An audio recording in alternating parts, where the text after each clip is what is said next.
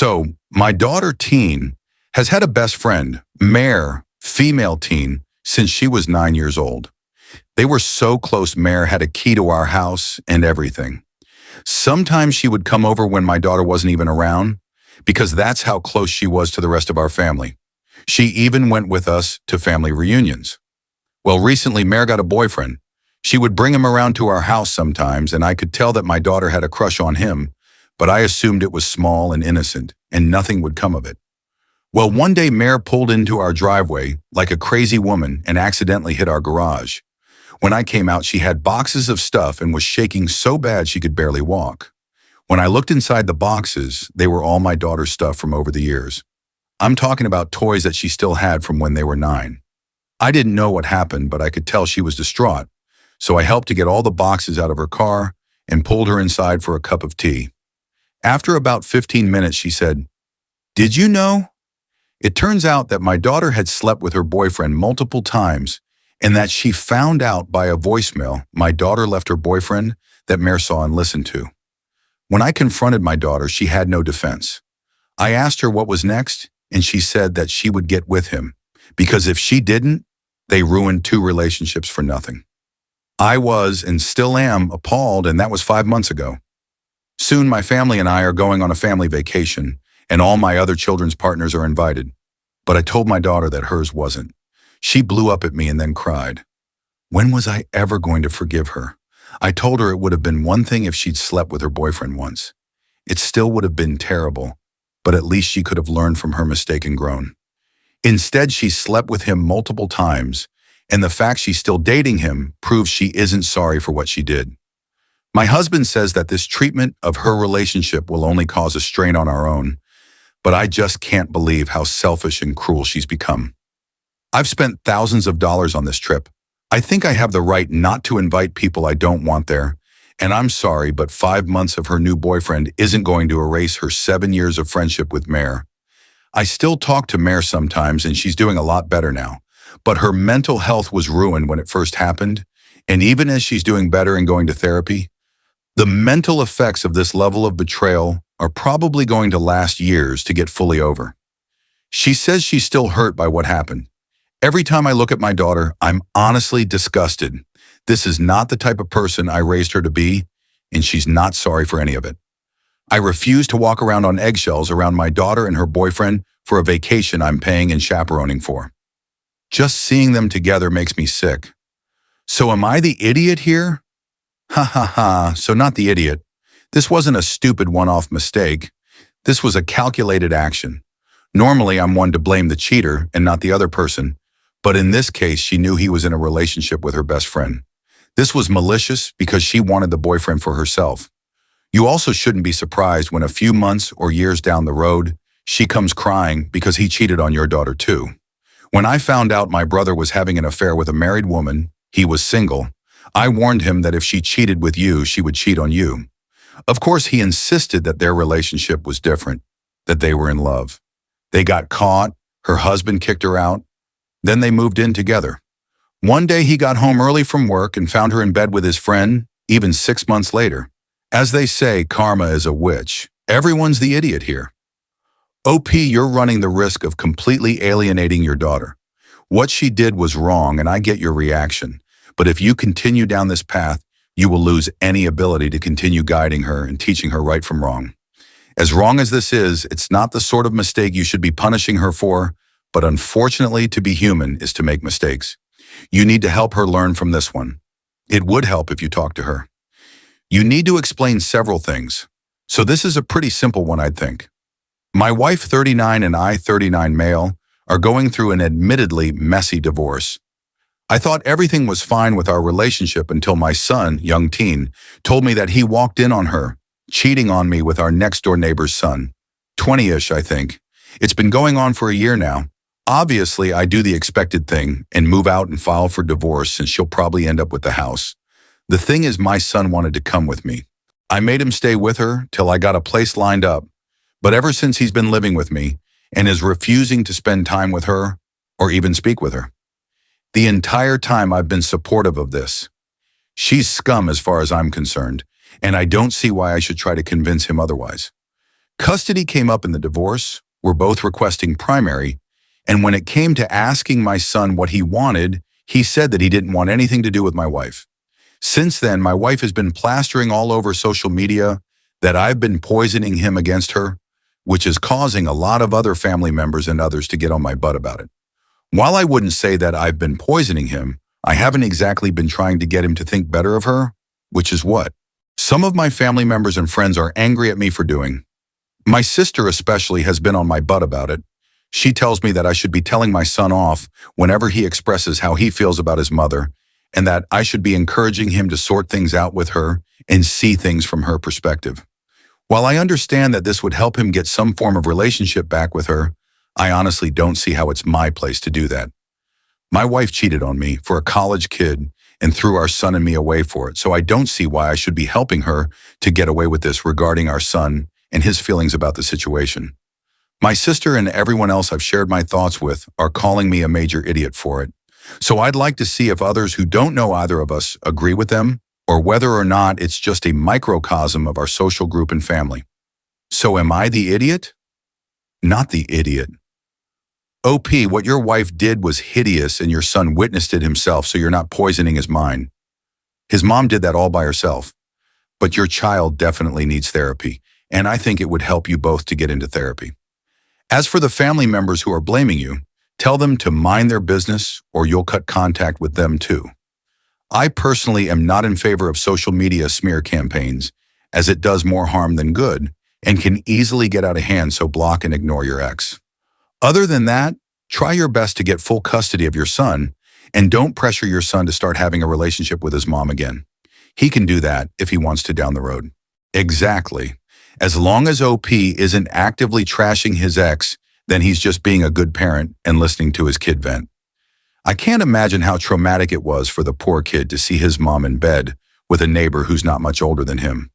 So completely understandable. He needs to distance himself from mom at this time. OMG, you haven't got your son to therapy yet. In a year, he has discovered his mother cheating, watched his family explode when he told you, and has his parents fighting over him while his life has entirely changed. It's clear that neither of the child's parents has their best interests at heart, and while ex-Mrs. OP was a bad wife, OP is a bad father by not getting his son to therapy for what has been a very traumatic year. I, 18 male, have never had a great relationship with my brother, 26. We don't hate each other, but we aren't close. He's married and his wife has recently got pregnant. We had dinner at my mom's house to congratulate them. My mom asked them if it was okay if they let her in the delivery room. They said no, and that was the end of it. They left soon after, but I didn't think anything of it. A week later, I found out that his wife felt disrespected by this. They said they didn't want any contact with my mom for the rest of the pregnancy. I thought this was ridiculous, but I didn't say anything. My mom is sad about it, but she hasn't contacted them since. My brother recently invited me to his baby shower. I told him that he needed to give me a good reason for treating our mother like this, or I wouldn't go. He couldn't give me a reason, so I didn't go.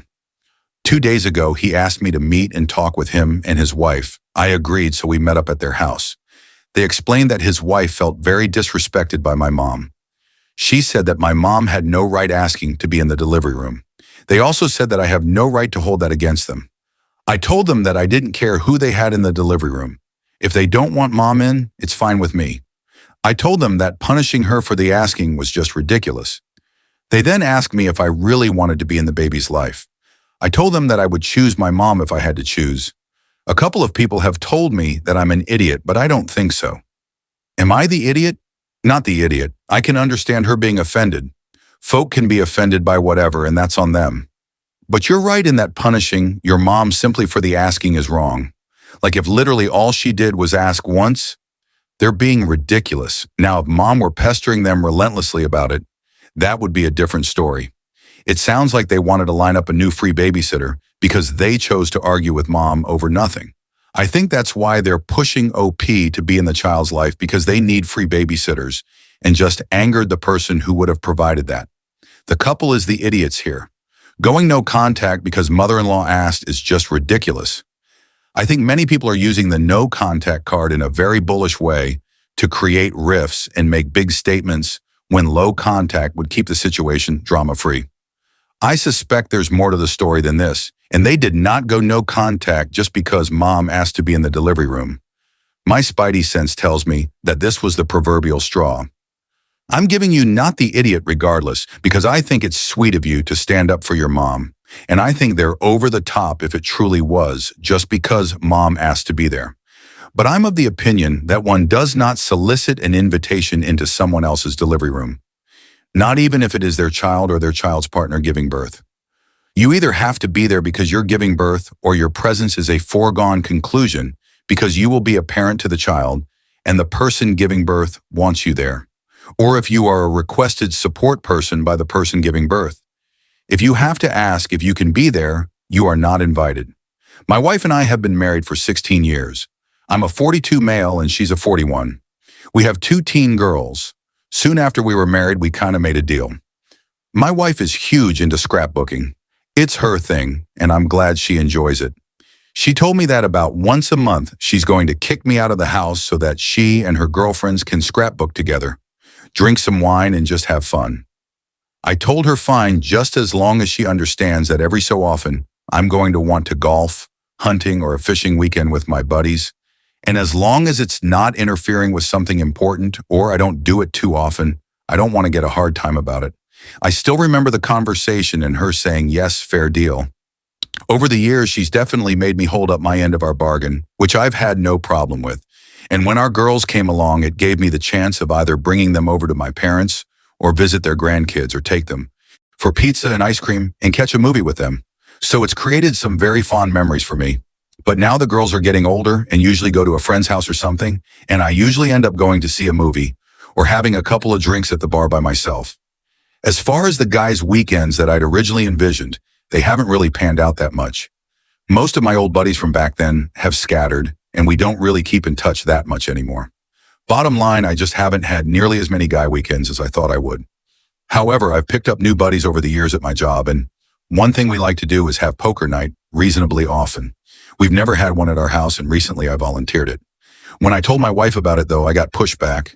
She's kind of a homebody and said on Friday night, after a long work week, that the last thing she wanted was to get kicked out of her own home and have to go figure out something to do with herself. I reminded her of all the times I'd been kicked out so that she could scrapbook, but she responded that this was different, that there were years of precedent for it and that I'd agreed to it. But she said that she'd never agreed to let me host poker night for the guys.